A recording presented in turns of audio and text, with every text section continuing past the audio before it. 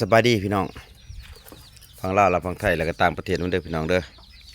พบผู้ส่องเพจเรื่องซาแนวคือเก่าพี่น้องเลย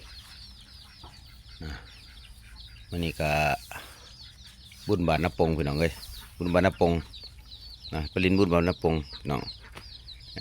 มีลำเลืองมีลำวงพี่น้องเนาะบุญบานน้ำปงปีนไก่น้ำปงครับบนดังๆอะไรพี่น้องปีนไก่น้ำปงเนาะถือว่าเราเข้ามันคงสิโดนเฮาเนาะพี่น้องเอ้ยไปลินวันน้ำปงไปลินจุดจักเฮือน1 2เฮือนนี่แหละเนาะกระสิบได้แหละเพราะว่ามันกินเบี้ยบ่ได้ช่วงนะพี่น้องอย่าลืมพี่น้องคืออื่นกดไลค์กดแชร์กดติดตามพี่น้องเพื่อมีกำลังใจสังกิจต่อไปพี่น้องกำลังสิเกียมเดินทางไปพี่น้องเลยเนาะไปเลยพบกันเลยพี่น้องเลยซีมือพุ่นซีมาเพียพี่น้องเลยซอยเชือบนมันมาเพียคืออื่นซอยเชือ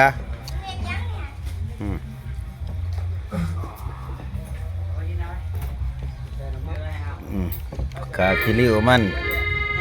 มีเลือดมันมีมันตัวนี้มีตับอ่อนๆพี่น้องเลยนี่หมักหัวใจมันเนาะแก่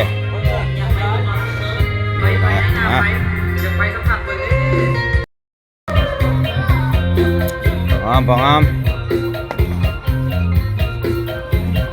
โอ้ยพองามเป็นยังไง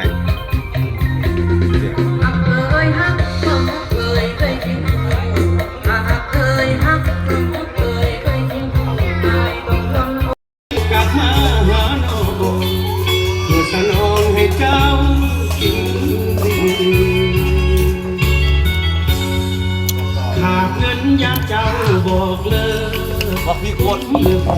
บอกพี่คนว่าต้องใช้เลยต้องอดทนมาแรงพี่คนเลยไปเพื่อให้ได้ไหนด่านหมดเส้นทางทำงานกินอยากก็ปีนภูเขาหลายทีลายมาสักมากปีแต่ที่เจ้าอ่านสู่บนโลก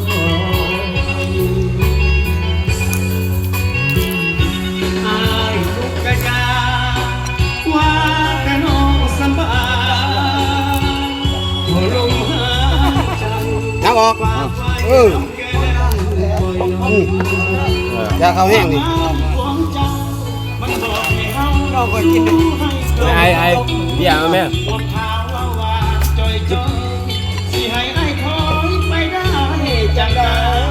แม่เบี้ยจอกจังก็ใครวะได้ระเบิดเกิดมาเพื่อหักสายเจ้า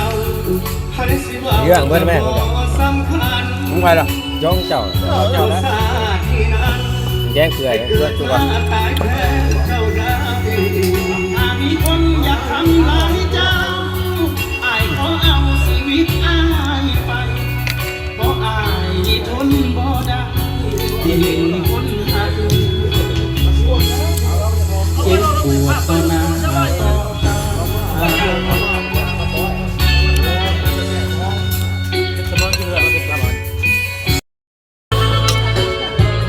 ากำลังคนชิม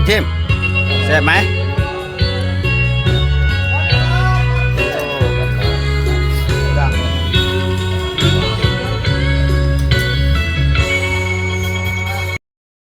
หมดแล้วใส่น้ำปลาหน่อย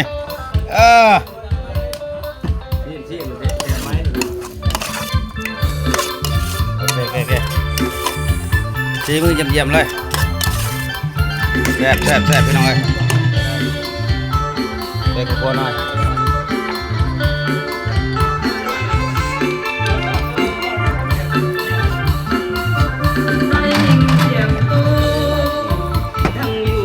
แซ่บพี่น้องโอเคเอาเลยไปมาดิไปเอามาเพียพี่น้อง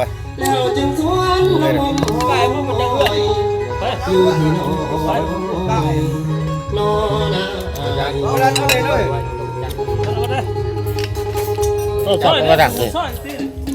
ปุ๊บหรอ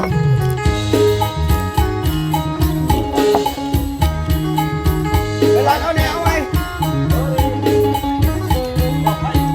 ไปเราบ่จักทางมา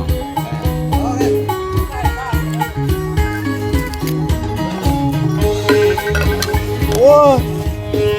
ไอ้ใกล้บอกไอ้ออกไปแล้วว่าจะเขาใกล้องเย็นมากใกล้เลยองเย็นมากบอกไอ้ออกไปหับอ่อนไอ้ออกไปอ่ะจะใกล้องเย็นมากนึงเอาบอกไอ้ออกไปแล้วมันไม่ได้มาไอ้เถื่อบ่ไอ้ เขาบอกซอยดอยแท้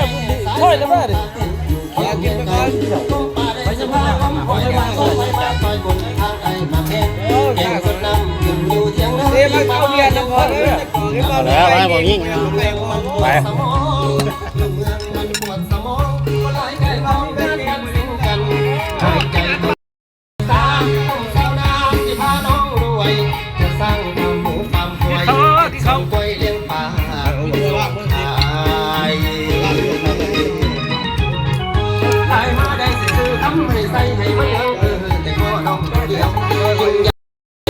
โอ้ยมีลิฟต์เนาะ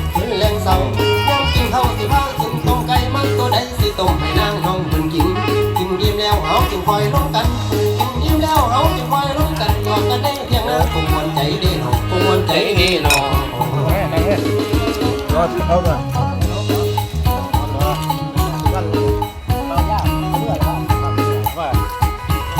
ยเขาว่า กินกระปุ่นนั่นแหละครับ โอเคกินเราอยู่นานเนี่ยเบี้ย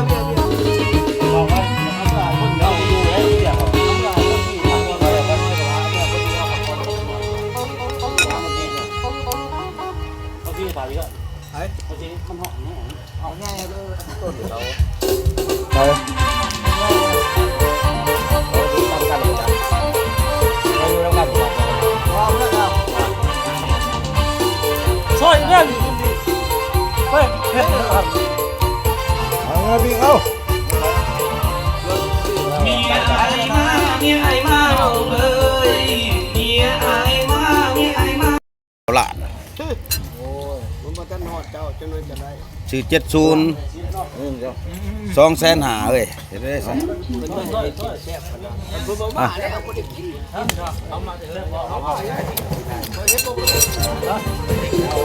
เคยเห็นแต่คนเด็ก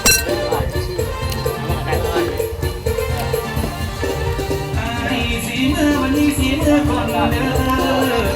บ่ได้อ้ายบ่ได้ วันนี้สีมือก่อนเด้อเคยมีไอ้คงปันเด้อ เฮ้ยใคร ไอ้นอกปังบ่อยากจะจ้องเขาแม่น้ำมันดอกมาไอ้ของจังใจจากบ้านว่าพันละดามานำสึกแสนอยู่กับกำยังเมียมานำน้องว่าแล้วอ่ะคือว่าแล้วมันกินข้าวเช้ามาเนาะ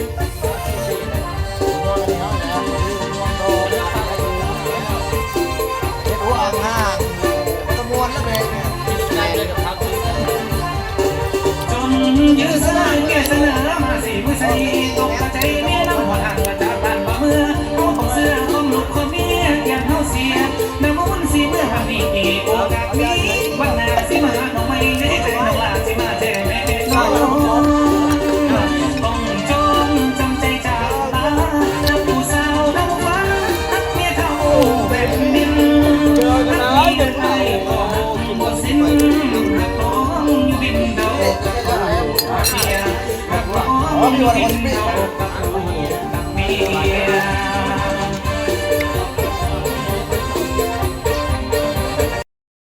ฮะ มองมากลายเป็นเบิ้งเลย ไป สีเก่าเลี้ยงมันจังแข็งเหมือนเนาะ แม่นว่ะเอาก่อนจะเลี้ยง พัง บ่ได้นี่แหละคอก็ได้ หัวหน้าเบ้าเนี่ย มันสิได้เอาตัวนี้มุงก่อนได้มา ก่อนนะ ได้มาจะไป นี่หันใส่เทพื้น 3x4 เทพื้น เงาบ่ เอาประตูมาใส่ อันนี้เกี่ยวกันเลย แล้วเพื่อ เชื่อนะฮะเนี่ยมันแรงไงเดี๋ยวมันไหวเลย ไปจ้า เชื่อเรื่อง เจ้าได้ยังไงบ้าง เดี๋ยวเลยมันไหวเลย มีลำเลียงบ่ พี่หนึ่งพี่แต่หนึ่งเหรอ เฮ็ด เขาบอกว่าเขาไม่ได้พอไม่เหลืออย่างไม่พอไหม เราจะไปลูกติ้งเขาลูกกู เอาไป เฮ้ยแต่ละดีหากเราลูกติ้งเขาเจ้าหนา เพื่อนละ เฮ็ดแล้ว เงินมีแต่จกกับเขาโลดเจ้า อืม ตาเครื่องให้เขาโลด ผมมีมานอนนี่กิน มันสิแลกไว้ได้สิแลกไว้ ก็ยังหายเสียนะฮะนอนได้นี่ อันแรกไว้หันเอาแต่เงินเอาแต่เงินน้อยเงินใหญ่จะถือรวม เกียมใบซิปไม่คักแน่บัตรไปโจ๊กให้เขาซื้อใบแสนพูดก่อนเกียมใบซิปเป็นแสนนะเกียม เอ้ากูบ่เคย มันได้ไปโจ๊กใบแสน กูเชื่อนุ่นบกมื้อน่ะกูเชื่อนุ่นบก รูปแล้ว สองเชื่อทั้งมื้อแล้ว ว่าสีเสืออยู่แล้วว่าสี เราจะแสน และรูปใบแสนเสีย แสนยักใบไปแสนจ้ะ ถามว่าสิเสียสาม ไม่มีเงินเสีย ไว้ให้เบิ้ลหา ให้พวกเจ้าบอก ไป นู่นนั่นใด บอกว่าบุญบาท โอ้อันนั้นตัวใบซิปพันแน่ใบซิปมันย่างๆคือเก่าแน่ใบแซมเสีย เลือกอะไรว่า นั่งนะ ยักษ์ว่าโดนสิจ่าย มีอย่างกล้านะกูเตะนะเสือแล้ว แล้ว ถามว่าสอนน้ำอาจี แล้วนี่ฮันชุดแล้วแต่อ้าย มันถอนโอ้ยสู้หาหมอ ลูกไม้น้ำหัวหน้าเลยส่งไปทาง บ้านมา โอ้ยพออันนั้นก็ต้องลบก่อน แต่ส้ม เพราะแล้ว บ่ต้องใช้เกลือไหม ที่ส้มเขาเสียว ปิ้งโลดก็ต้องปิ้งเลยหรอกบ่ต้องใช้เกลือ เขาร่วม ดูไหน เข้ม เล่าเว้าหันพอตัวลงออกไปเนาะ โอ้ต้องหาเขาแล้ว เจ้ารายงานแล้วพ่อเจ้ารายงานนั้นทะล่องพ่อ ไปแล้ว เล่าเว้าแล้วว่าคือคอยพัก ต้องแซงเอา